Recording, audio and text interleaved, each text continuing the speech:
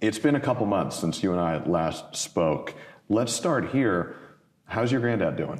It's been a couple months, but it's been 19 months since he went into hospice, and he's really in the same situation. And all of us are amazed by the longevity of this period for him, this period of reflection for us and for everyone else. But there's still been virtually no change at all, and we're still just excited to have as much of him as we do.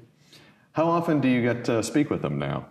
You really have to be present with him to speak to him, right? He's not talking on the phone. He's not really leaving his house. And so only when I get down to Plains, and we've had, sort of a wild summer, but the last time I saw him, we were watching the baseball game just like we always do.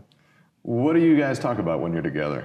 For me, my role in our family really right now is to be here at the Carter Center, and so we talk about the Carter Center, how it's going, what are the new projects. His life's work really for the last 40 years has been the organization at the Carter Center, and part of his legacy is just how healthy that organization is, the strength of its track record, and our ability to sort of carry on that legacy without him. And he's I think thrilled by those reports.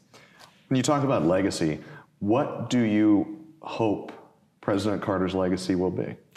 I think he has a complicated legacy, but it really boils down to me, and I think for him, that he lived out his faith and the commandment to love your neighbor as yourself in a way that made him respect people. And he used that respect to tell the truth. He used that respect to promote human rights. He used that respect to work with the least of these all over the world in a way that gave him partners in the poorest places in the world to do remarkable things. You mentioned his faith. He is known world over as a man of deep faith. At the start of our conversation, you mentioned that he has been in hospice for 19 months now. Mm-hmm. What role has his faith played in this process and this journey for him? I think this point of being in hospice, when he chose to forego any additional medical treatment, he was making a decision that he was ready for whatever God had in store for the end of his life. And that there's a part of that faith journey that you can only live at the very end. And he has been there in that moment for a very long time. And I think he has struggled with it at times. I think, I know for a fact that he's been frustrated with the sort of whatever this plan is. But I think he has given himself over in these last few days to God's plan in the same way that he lived out the rest of his life. So it's remarkable to watch.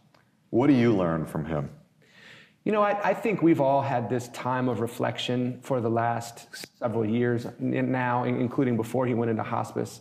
And it has been about our ability as a human being to make an impact, right? I mean, this is a single human life. It spans 100 years. Of course, not everybody gets 100 years, as we all know.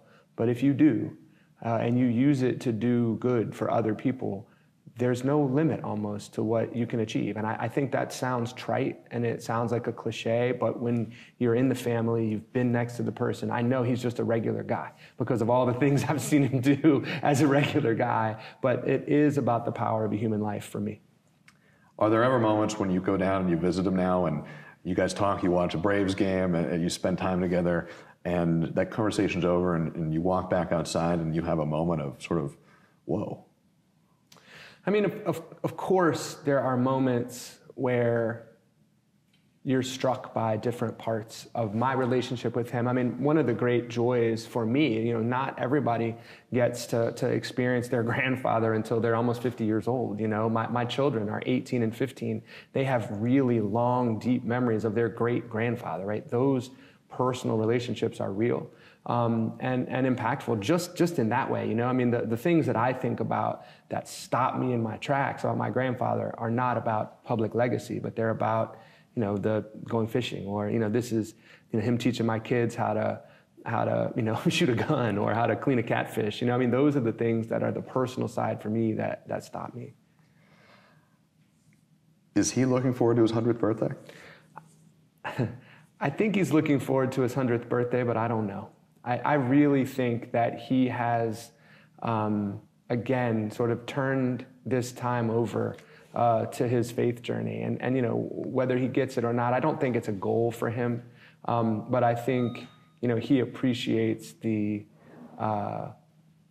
remarkable sort of gravity of that moment. You sit, and your whole family sits at a really interesting point in American politics. When you look at the state of American politics right now, what do you make of it? I think it depends what you mean by the state of American politics. On the one hand, I think we are in this moment where there's a lot of things happening, right? There's no doubt that there's chaos. There's no doubt that this is sort of a moment of realignment in many ways. I sort of look around for what I think of as the Republican Party and can't find it in our politics. I'm not sure I can find the Democratic Party, right? We're in this very strange moment. And that's true sort of from a policy standpoint. But also from a personality standpoint, American politics right now is unrecognizable. I ran for governor 10 years ago, and I'm a dinosaur. Like, I feel like I'm from a different era. But because of how just strange the interactions are, right? We've watched this almost unbelievable collapse in North Carolina. We've watched, sort of Donald Trump normalize some conduct that would have been absolutely incredible and bombshell disgusting in a different era of politics, right? And as we've done that, it becomes unrecognizable.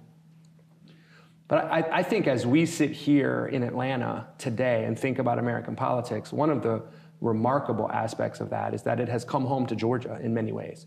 And we in Georgia elected 2 years ago a Republican governor and a Democratic senator, right? We are in this moment where people are looking at candidates and making choices, and I think this state has the potential to lead as it has in the past, right? You've seen our Republican governor and Republican Secretary of State stand up to Donald Trump in certain contexts. You've seen Raphael Warnock and John Ossoff become real leaders in the Democratic Party. And so I think we have a pretty remarkable moment in Georgia to be leaders again. What role do you think Georgia's going to play on election night? I think every bit of data that there is about this election says that it's going to be incredibly close, that it's going to come down to a very few number of states, and one of those states is Georgia.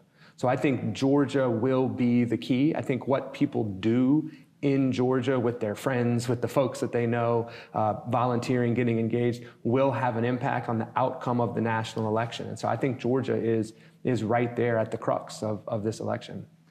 I know President Carter isn't holding press conferences anymore. He's not doing rallies or big speeches or anything like that. He's at a different point in his life. If he could speak to Georgians right now, though, what do you think he would say? I don't want to speak for my grandfather. I do know that what he has told us is that, yes, he's excited for his 100th birthday, but he's also excited to vote for Kamala Harris, right? He's waiting for his absentee ballot. He's going to cast that ballot. And I think he's ready, like many of us, to turn the page on this Donald Trump era of our politics. I think he also would say that he was in big politics as governor or president for 8 years. And the other 92 years, he was a citizen. And he considers that title to be the highest in the United States. And one of the things that citizens do is vote. And so I think fundamentally he would want to make sure people got out and exercised that right. Let me ask you about your work at the Carter Center, because as we saw at the beginning of this conversation, you wear a lot of different hats right now. What role is the Carter Center going to be playing in this upcoming domestic American election?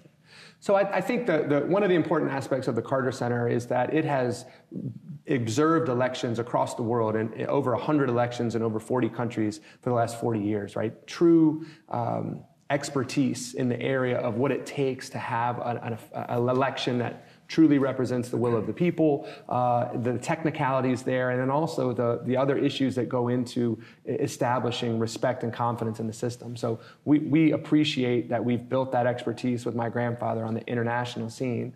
And we are in the process of taking that international expertise and applying it here at home. And we have to do it in a nonpartisan way. Yes, I'm a Democrat, but there are things that are far more important than who wins the election. And we have an enormous cross-partisan array of leaders and others that are coming together to put the politics aside and just look at the system that we have to ensure that whoever wins the election, folks have confidence in it. I want to end here and then give you space if you think I missed anything, which I may well have. But I do want to end here. You ran for governor about a decade ago. Mm-hmm. You spoke at the DNC this year. This is not the only interview you've done in recent years. Are you exploring a run for governor in 2026 when the race will be open? I'm really not thinking about that right now, and you know that's what you say when you are running.